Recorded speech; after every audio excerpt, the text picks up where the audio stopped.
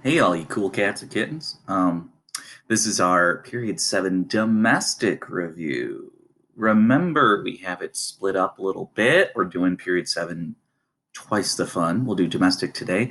And then Tuesday, because we got Friday and Monday off, we'll talk about 7 from a foreign perspective. So, domestically, with Period 7, the start and end points actually are very foreign policy keynotes, but that's okay. Really starts with imperialism in 1890 and the end of World War II in 1945. So we'll dive into what that really entails when we get to the foreign element of period 7.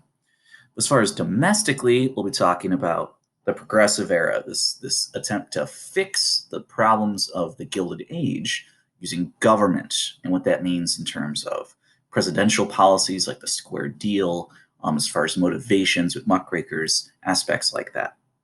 Let's talk about different migration patterns as far as internally is like the Great Migration and other things that tie to that, as in the Harlem Renaissance. Also, a bit of restrictive immigration measures, like the Chinese Exclusion Act, which in effect barred all immigrants from China, and the National Origins Act, how it really starts to kind of target what you refer to as like undesirables at the time. So it starts to establish quota systems to support maybe the old immigrants, right? And not so much the new immigrant from places like Eastern Europe or Asia. And of course, we'll talk about the Great Depression, why it happened, and attempts to combat it.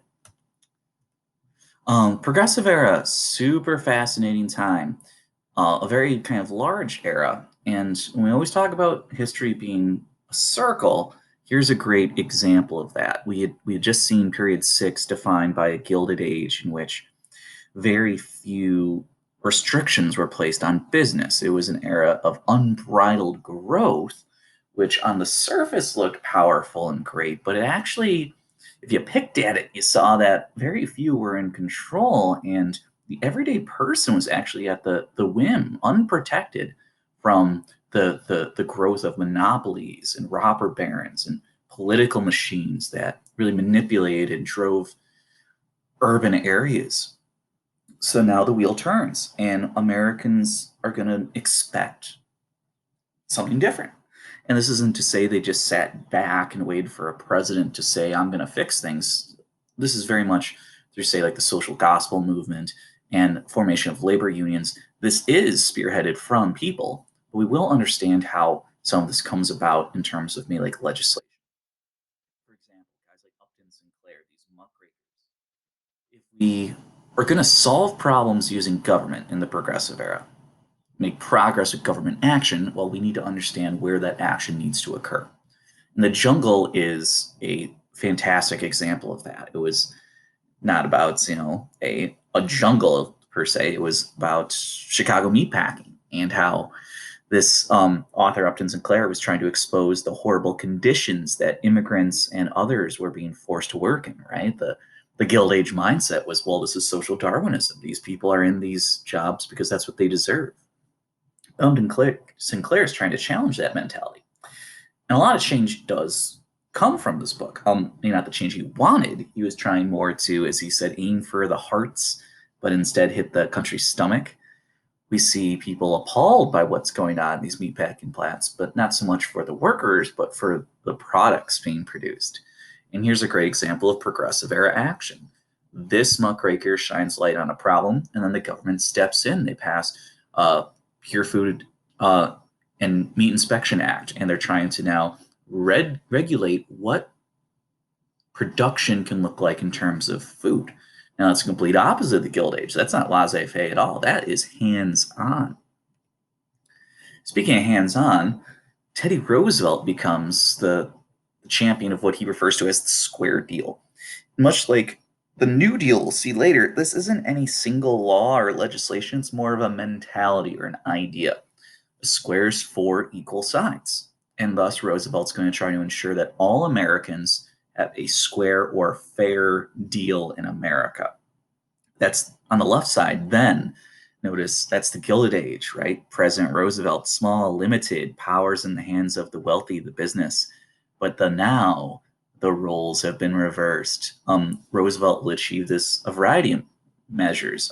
Trust busting, really taking an older law, the Sherman Antitrust Act, but actually giving it strength, giving it a little flex to it.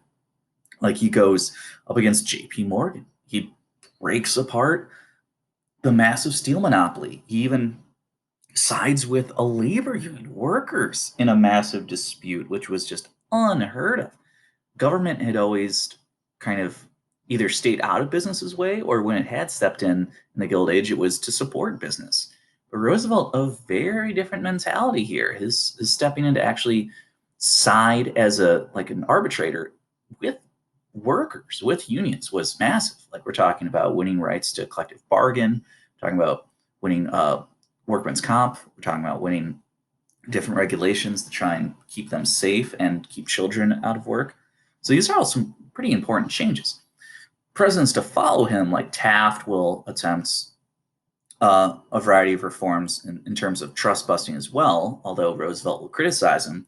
And Woodrow Wilson as well will create the Fed, right? The Federal Reserve, which is nothing's more important than money, right? And having the government take that kind of controlling hand in monetary affairs is definitely a continuation of these progressive era ideas.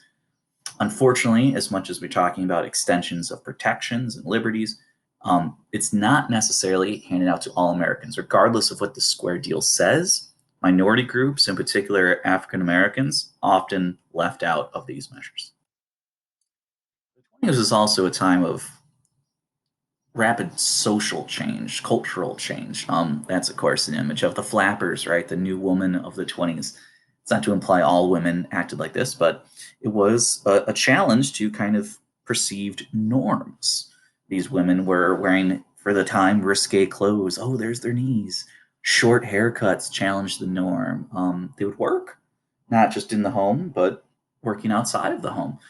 Smoking, dancing, this kind of challenge of people's acceptance also came in a variety of other forms. Say the Scopes monkey trial in Tennessee. The idea of evolution and its role in schools was big. You even saw the idea of, well, if the government's stepping in the progressive era to try and to regulate society, sometimes that can now extend to even regulating morality, which can be a very dangerous thing. Like you see that come about with prohibition. The government actually then repealing it later, but putting prohibition into effect across the country. As far as internal movements go, you saw with the growth of the Industrial Revolution, the transportation revolution truly coming to, in some ways, fruition. Now you're able to travel the country. And if you're an African American, and as we remember the conditions in the South following the Civil War, you're looking elsewhere for a home. And that's what the Great Migration shows, a massive movement of African Americans to, yes, the West, but mostly northern cities, a promise of a better life. And for many, it is. But the Great Migration is not as Al Sharpton would say, the land of milk and honey in the North. There's plenty of resistance in the North as far as pushing racial acceptance as there is in the South. You see the Red Summer of 1919 in Chicago demonstrating racial violence. But still, the country's makeup is changing. The Harlem Renaissance is a important cultural contribution of these Great Migration runners. You start to see new art, new written works, new cultural hubs develop in these northern cities that's really showcasing a new way of life to so many. In terms of the Great Depression, well, there's plenty of reasons why the Roaring Twenties will come to an end. If someone just says, oh, that's an easy one, stock market, you would be wrong. Sure, stock market had plenty to do with the Great Depression. You had people over speculating, which means doing high risk investments. You had people buying on margin, which meant not only partaking in these high risk moves, but using borrowed and loaned money to do so. And it wasn't just individuals doing this, but banks as well. So a huge cabal of risk there. That was the mentality. The 20s was everyone ought to be rich. The stock market was booming, and people thought there'd be no end in sight. But some things this image doesn't bring up is the fact that the country's overproducing as well. And we mean that both from a industrial perspective and a agriculture perspective. That both farms and businesses have now produced more than can be consumed, and that means scaling back. That means ripple effects. That means a slowdown in the economy that's at odds with stock market speculation. And it doesn't help that as this consumerism starts to slow, real wages of workers have not really matched the growth of the country. So now there's even less spending power out there. It doesn't help, too, that natural disasters strike. The Dust Bowl, for instance, starts to really hammer farms in the West. And as farms fail, as businesses slows down occurs, as stock market starts to suffer, that means banks are closing, which means unlike today, there's no real protections. If your bank closes with your money inside it, your money is gone. This leads to massive bank runs. This is a sense of panic across the whole country. It doesn't help that President Hoover has a very Gilded Age mentality to all this. That it's not he's a bad guy or by any means, but he doesn't necessarily view his role as president is to extend direct relief, to confront the depression head on. His role is more to make a guiding hand, if you will. Even that might be too much to say for him, but to allow private business and private charities to really help America back up. As he would think, you can't expect government to step in when times are bad if you want them to stay out when times are good.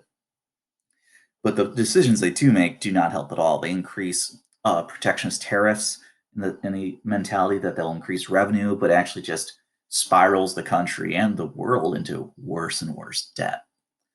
So, what's our solution? Well, Hoover clearly wasn't getting the job done. The voters make that clear when they elect Franklin Delano Roosevelt, FDR, and he is the complete opposite mentality as Hoover. He's going to be active, active, active.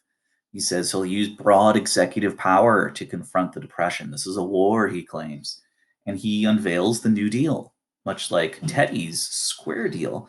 This isn't a single act, it's a variety of government measures to try and fix the economy, from putting people to work directly, like the CCC or WPA, to getting people protection and like a social safety net in forms, say like Social Security, Medicare, Medicaid, those kinds of issues, which will be expanded on later with Johnson's Great Society, but are instituted under his New Deal.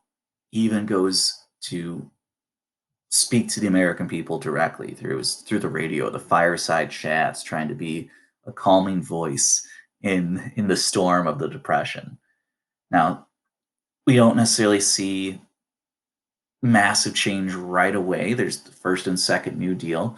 Some criticize that this is too much government, that spending was getting out of hand, that he was even abusing his power by trying to manipulate the Supreme Court. We never truly figure out how long term the New Deal would have worked, since World War II is going to be right around the corner. And we'll talk about that on Tuesday. So I'll see you guys then.